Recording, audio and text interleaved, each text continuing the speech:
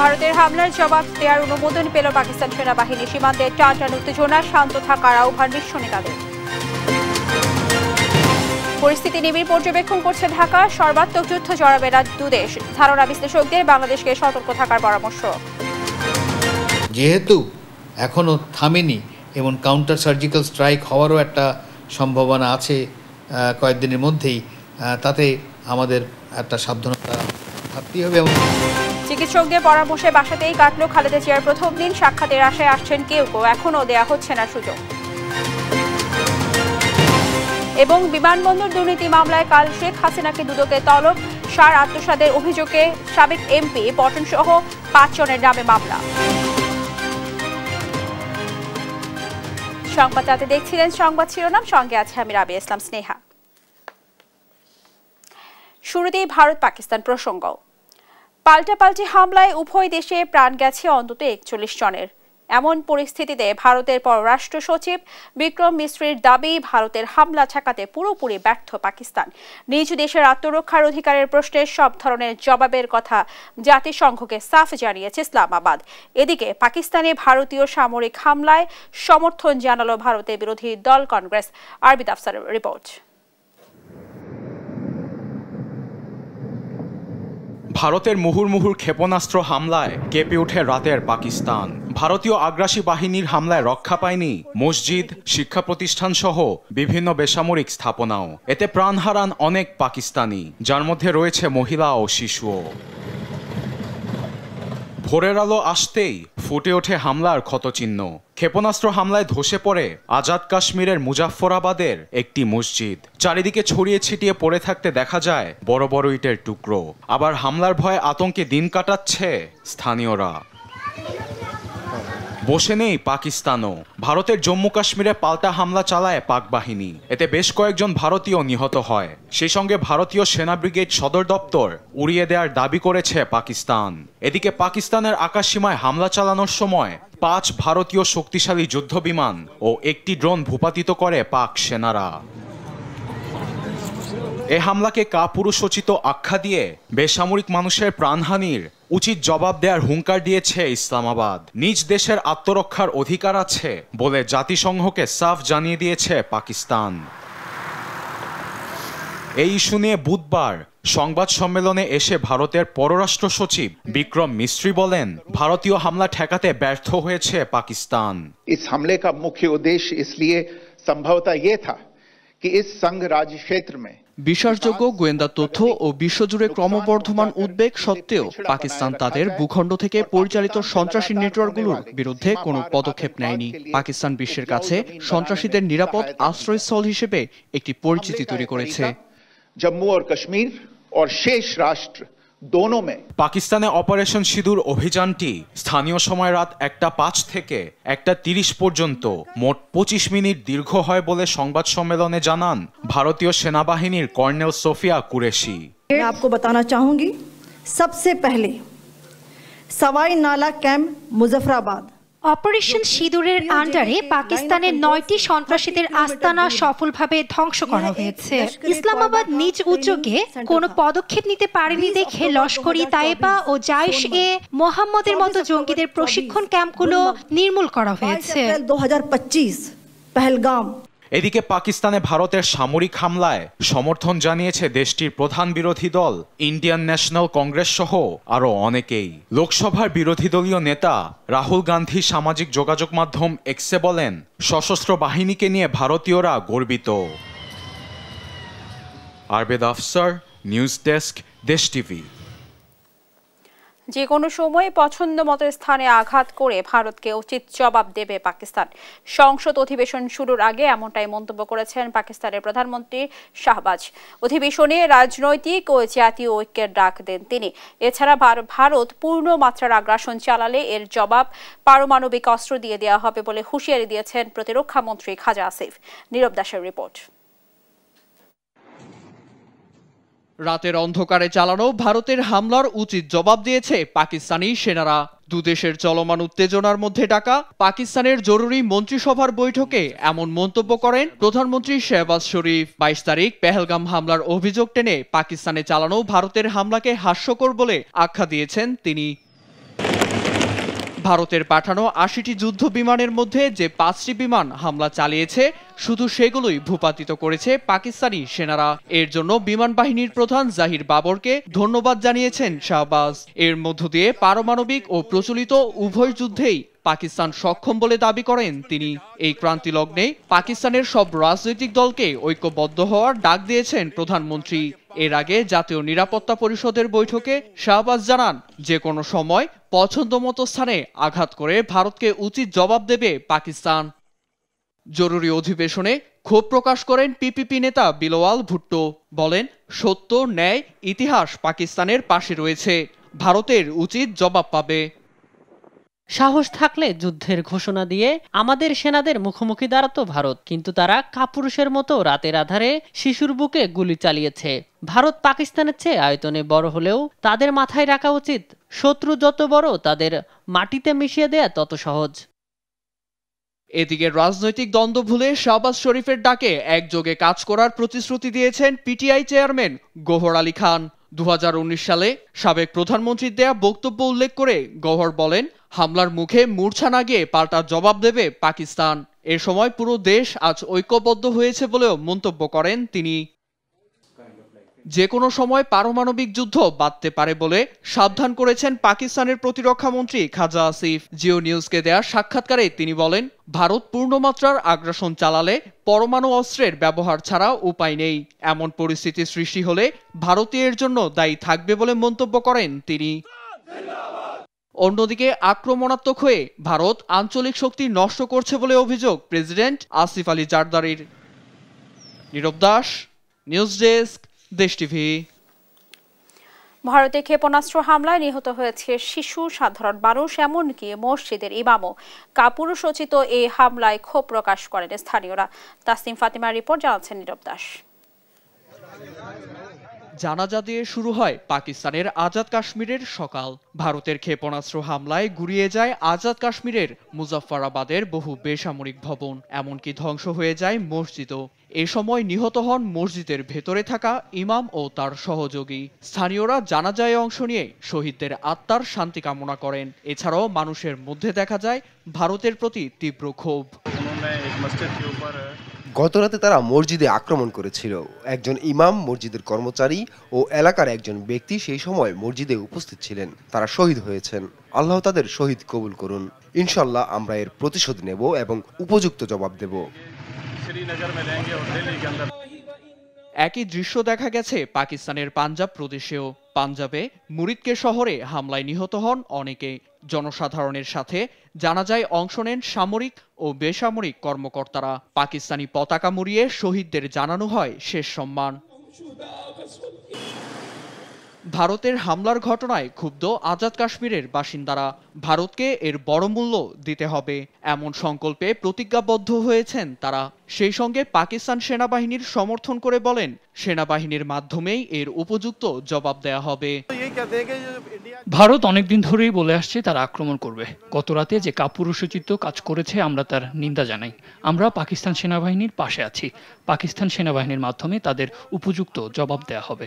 ভারতকে এর বিশাল মূল্য দিতে হবে। আমরা এটি মনে রাখবো এবং নিশ্চিত করব যেন ভবিষ্যতে কখনো এমন কাজ করার কথা না ভাবে, ইনশাআল্লাহ। পাকিস্তানকে উস্কে দিয়ে ভারত মারাত্মক ভুল করেছে। এটা কোনো ছোট ব্যাপার নয়। দেখা যাক এটা তাদের কোথায় নিয়ে যায়। তারা হয়তো ভাবছে যে তারা নিয়ন্ত্রণে আছে, কিন্তু এই ভুল পদক্ষেপের জন্য তাদের চরম মূল্য দিতে হবে। ভারত এখন ধ্বংসের পথে এগিয়ে যাচ্ছে। পাকিস্তান শাসিত কাশ্মীরে হামলায় সাধারণ মানুষের আক্রোশ তীব্র আকার ধারণ করে। ভারত পাকিস্তান বহু দশকের দ্বন্দ্ব মোড় নিয়েছে যুদ্ধের দিকে। বিগত 20 বছরের মধ্যে সবচেয়ে ভয়াবহ সীমান্ত সহিংসতায় জড়িয়েছে দুদেশ। নিউজ ডেস্ক, দেশ টিভি। ভারত ও পাকিস্তানের পরিবর্তনশীল পরিস্থিতি বাংলাদেশ নিবিড়ভাবে পর্যবেক্ষণ করছে বলে জানিয়েছেন জাতীয় নিরাপত্তা উপদেষ্টা খলিলুর রহমান। চলমান পরিস্থিতি নিয়ে গভীর উদ্বেগ প্রকাশ করে উভয় দেশকে শান্ত ও সংযত থাকার এবং পরিস্থিতি আরও খারাপ হতে পারে এমন কোনো পদক্ষেপ নেওয়া থেকে বিরত থাকার আহ্বান জানিয়েছেন তিনি। আরও জানাচ্ছেন এনআই নাহিদ। বুধবার পররাষ্ট্র উপদেষ্টা মোহাম্মদ তৌহিদ হোসেনের সঙ্গে সাক্ষাৎ করতে আসেন অ্যাটর্নি জেনারেল মোহাম্মদ আসাদুজ্জামান, তথ্য উপদেষ্টা মাহফুজ আলম, শিল্প উপদেষ্টা আদিলুর রহমান খান এবং জাতীয় নিরাপত্তা উপদেষ্টা খলিলুর রহমান। সাক্ষাৎ শেষে সাংবাদিকদের সঙ্গে কথা বলেন জাতীয় নিরাপত্তা উপদেষ্টা। এ সময় ভারত ও পাকিস্তানের পরিস্থিতি নিয়ে গভীর উদ্বেগ প্রকাশ করেন তিনি। বাংলাদেশ পরিস্থিতি নিয়ে গভীর উদ্বেগ প্রকাশ করে এবং উভয় দেশকে শান্ত থাকার, সংযত থাকার এবং পরিস্থিতি আরও খারাপ করতে পারে এমন কোনো পদক্ষেপ নেওয়া থেকে বিরত রাখার আহ্বান জানাচ্ছে। বাংলাদেশ আশাবাদী কূটনৈতিক প্রচেষ্টার মাধ্যমে উত্তেজনা প্রশমিত হবে এবং শেষ পর্যন্ত এই অঞ্চলে শান্তি বিরাজ করবে। যে কূটনৈতিক প্রচেষ্টার মাধ্যমে উত্তেজনা প্রশমিত হবে এবং শেষ পর্যন্ত এই অঞ্চলের জনগণের কল্যাণে শান্তি বিরাজ করবে। ভারত থেকে বাংলাদেশের খাগড়াছড়ি ও কুড়িগ্রামে কয়েকজনকে পাঠানো প্রসঙ্গে প্রশ্নের জবাবে জাতীয় নিরাপত্তা উপদেষ্টা জানান, ভারত দিয়ে রোহিঙ্গাদের পুশিন পরিস্থিতি পর্যবেক্ষণ করছে বাংলাদেশ। আমাদের সিদ্ধান্ত হচ্ছে আমরা কেবল আমাদের দেশের নাগরিক যদি কেউ থাকেন এবং তা প্রমাণিত হয় তাহলে তাদেরকে আমরা গ্রহণ করব এবং এটা ফর্মাল চ্যানেলে করতে হবে। এভাবে পুশ ইন করাটা সঠিক নয়। আমরা ইতিমধ্যে ভারত সরকারের সঙ্গে যোগাযোগের চেষ্টা করছি এই বিষয়ে। এনআই নাহিদ, দেশ টিভি, ঢাকা। জঙ্গি দমনে হামলার দাবি সর্বাত্মক যুদ্ধ থেকে ভারতের সরে আসার কৌশল হিসেবে দেখছেন আন্তর্জাতিক সম্পর্ক বিশ্লেষকরা। তবে পাকিস্তান পাল্টা জবাব অব্যাহত রাখলে পরিস্থিতি ভয়াবহ রূপ নেবে বলেই মনে করছেন তারা। জানান, এমন যুদ্ধ সংঘাত ক্ষতিগ্রস্ত করবে বাংলাদেশকেও। অন্যদিকে যুদ্ধ পরিস্থিতির কারণে বিকল্প পথে ফ্লাইট পরিচালনা করছে বিমান। এম.এ. আজিমের রিপোর্ট। জম্মু কাশ্মীরের পেহেলগামে হামলার ঘটনায় সৃষ্ট উত্তেজনা রূপ নিল সংঘাতে। এরই জেরে নিজ দেশে ভারতের ক্ষেপণাস্ত্র হামলার জবাবে পাল্টা হামলা করে পাকিস্তান। বিষয়টিকে দুদেশের যুদ্ধ হিসেবে দেখছে অনেকে। ভারত পাকিস্তান পরিস্থিতি নিবিড়ভাবে পর্যবেক্ষণ করছে বাংলাদেশ। পররাষ্ট্র মন্ত্রণালয়ের এক বিজ্ঞপ্তিতে উভয় পক্ষকে শান্ত ও সংযত থাকার আহ্বান জানিয়েছে ঢাকা। বাংলাদেশের এমন আহ্বানকে ইতিবাচক হিসেবে দেখছে আন্তর্জাতিক বিশ্লেষক ডক্টর ইমতিয়াজ আহমেদ।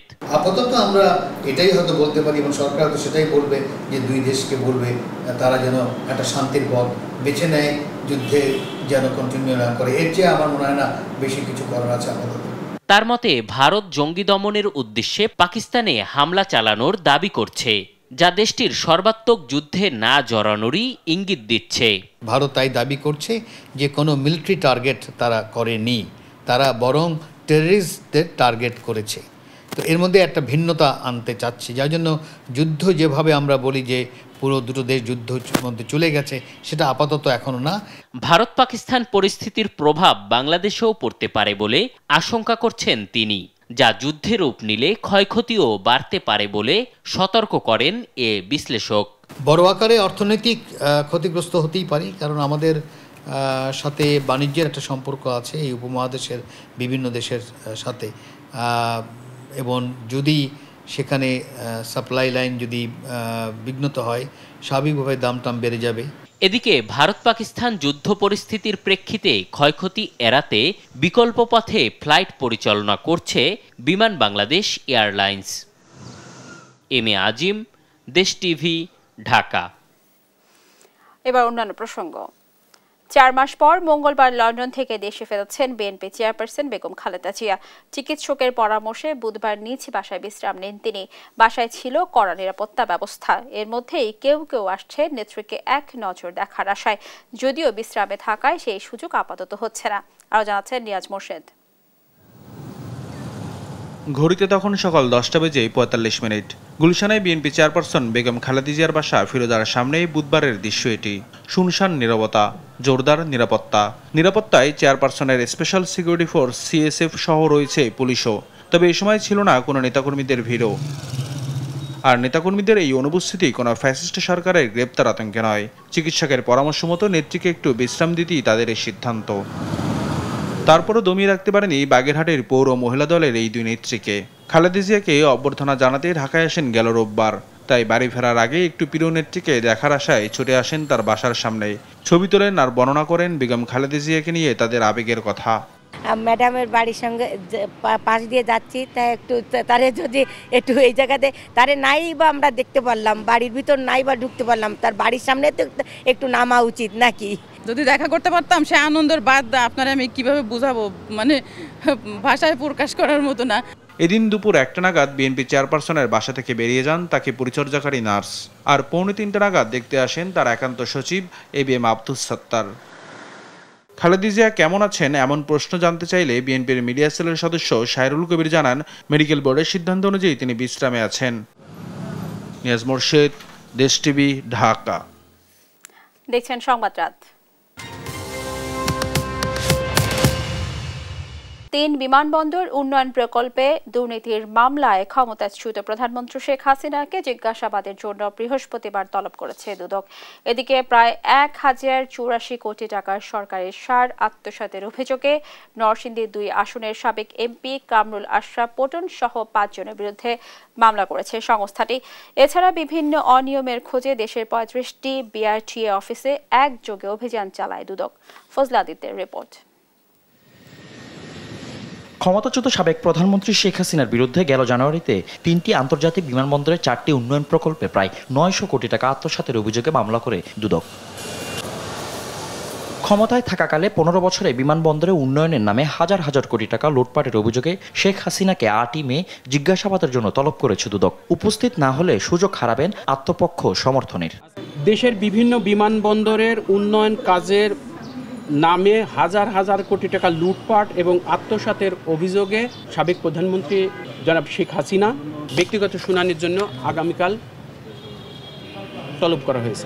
এদিন প্রায় 1084 কোটি টাকা সরকারি সার আত্মসাতের অভিযোগে নরসিংদী 2 আসনের সাবেক এমপি কামরুল আশরাফ পটন সহ 5 জনের বিরুদ্ধে মামলা করেছে সংস্থাটি। বাংলাদেশ সরকারকে বাফার গুদামে সরবরাহ না করে অন্যত্র বিক্রি করে অসৎ উদ্দেশ্যে একে অপরের যোগসাজশে পুরো টাকাটা পটন ট্রেডার্স আত্মসাৎ করেছে। এই অভিযোগে আজকে দুদক একটি মামলা দায়ের করেছে। এদিকে বিভিন্ন অনিয়মের অভিযোগে সারা দেশে 35টি BRTA অফিসে একযোগে অভিযান চালায় দুর্নীতি দমন কমিশন। ফজলে আদিত্য, দেশ টিভি, ঢাকা। সংসদীয় আসনে সীমানা জটিলতা 61টি আসনের আবেদন নির্বাচন কমিশনে। এছাড়াও আইন সংশোধনের গ্যাজেট পেলে কাজ শুরু করবে বলে জানিয়েছেন ইসির সিনিয়র সচিব আক্তার আহমেদ। বুধবার দুপুরে রাজধানী আগারগাঁওয়ে নির্বাচন কমিশনের নিজ দপ্তরে সাংবাদিকদের প্রশ্নের জবাবে তিনি এসব কথা বলেন। তিনি আরো বলেন, এই পর্যন্ত 61টি আসন থেকে 405টি আবেদন জমা পড়েছে। এক্ষেত্রে 61টি আসনের সীমানা পরিবর্তন করতে হলে অন্য আসনগুলোর সীমানা পরিবর্তন হবে। এতে আসন সংখ্যা কিছু বাড়তে পারে বলে জানান তিনি। 61টা কনস্টিটিউয়েন্সি রিলেটেড 405টা কি 6টা আবেদন আছে, মানে এক একটা কনস্টিটিউয়েন্সির উপরে একাধিক আবেদন আছে। আর কিন্তু এটা 61টা 61 এরকম হবে কনস্টিটিউয়েন্সি রিলেটেড। তো এখন আমরা গেজেটটা পেলে তো কাজটা শুরু করব, কিন্তু প্রাথমিক কাজগুলো যে কনস্টিটিউয়েন্সি বেসড আবেদনগুলোকে সর্ট আউট করা, এই কাজটা শুরু করছি। রাজনৈতিক দলের নিজস্ব আদর্শ থাকবে, তবে মৌলিক জায়গায় রাজনৈতিক দলগুলোকে একমত হতে হবে বলে মন্তব্য করেছেন জাতীয় ঐকমত্য কমিশনের সহসভাপতি অধ্যাপক আলী রিয়াজ। সংস্কার কমিশনের দেয়া প্রস্তাবের বেশিরভাগই একমত নাগরিক ঐক্য, তবে ইসলামী আন্দোলন আলাদা শরিয়াহ আদালতের দাবি জানায়। এছাড়া যাকে খুশি দণ্ড মওকুফ করার রাষ্ট্রপতির ক্ষমতার বিরোধিতা করে দলটি। এছিবেলের প্রতিবেদন। সংস্কার কমিশনের দেওয়া প্রস্তাবনা নিয়ে জাতীয় ঐক্যের লক্ষ্যে রাজনৈতিক দলগুলোর সঙ্গে ধারাবাহিক বৈঠকের অংশ হিসাবে বুধবার নাগরিক ঐক্য ও ইসলামী আন্দোলনের সঙ্গে আলোচনায় বসে জাতীয় ঐকমত্য কমিশন। বুধবার সকালে জাতীয় সংসদ ভবনের এলডিজি হলে কমিশনের সহ সভাপতি আলী রিয়াজ বলেন, জাতীয় স্বার্থে সব দলের ঐকমত জরুরি। ঐকমত্য কমিশন পক্ষ থেকে আমরা সকলের সাথে আলোচনা করছি, আমরা আমাদের দিক থেকে চেষ্টা করছি, কিন্তু এটাই যথেষ্ট নয় এই অর্থে যে আপনাদের রাজনৈতিক দলগুলির মধ্যেও আপনাদের সহযোগী শক্তি যাদের সাথে আপনাদের ভিন্ন মত আছে, তারাও একটু আলোচনা করুন নিজেদের মধ্যে, এটা জাতীয় ঐক্য প্রতিষ্ঠার চেষ্টা, জাতীয় সনদ তৈরির চেষ্টা। নাগরিক ঐক্যের সাধারণ সম্পাদক শহীদুল্লাহ কায়সার জানান, যেসব প্রস্তাবে ভিন্নমত রয়েছে সেখানে দলীয় প্রস্তাব দেওয়া হয়েছে। এছাড়া নির্বাচন, বিচার বিভাগ, জনপ্রশাসন নিয়ে বেশ কিছু মতামত তুলে ধরেছেন তারা। গত আলোচনার পরে আমরা 118টি বিষয়ে একমত পোষণ করেছি। 38টি বিষয়ে আমরা দ্বিমত করলেও আজকের এই আলোচনার মধ্য দিয়ে আমাদের মত পার্থক্য অনেকখানি নিরসন হয়েছে। বিকেলে ঐকমত্য কমিশনের সাথে বৈঠকে বসে ইসলামী আন্দোলন মৌলিক সংস্কারের আগে কোনোভাবে জাতীয় নির্বাচন নয় বলেও মত দলটির। খোলামেলা আলোচনা হয়েছে, অনেক বিষয়ে আমরা একমত হয়েছি, অনেক বিষয় বিবেচনায় নিয়েছি। এ সময় সব পর্যায়ে আলাদা শরিয়া আদালত রাখার দাবি জানান ইসলামী আন্দোলনের সিনিয়র যুগ্ম মহাসচিব গাজী আতাউর রহমান। এছাড়াও দণ্ড মওকুফের রাষ্ট্রপতির একগুচ্ছ ক্ষমতার বিপক্ষে ও স্বাধীন দুদকের দাবিও জানান তিনি। রাষ্ট্রপতির কাছে এখন একটা ক্ষমতা আছে যে রাষ্ট্রপতি যাকে খুশি তাকেই কি করে দিতে পারে, দণ্ড মওকুফ করে দিতে পারে।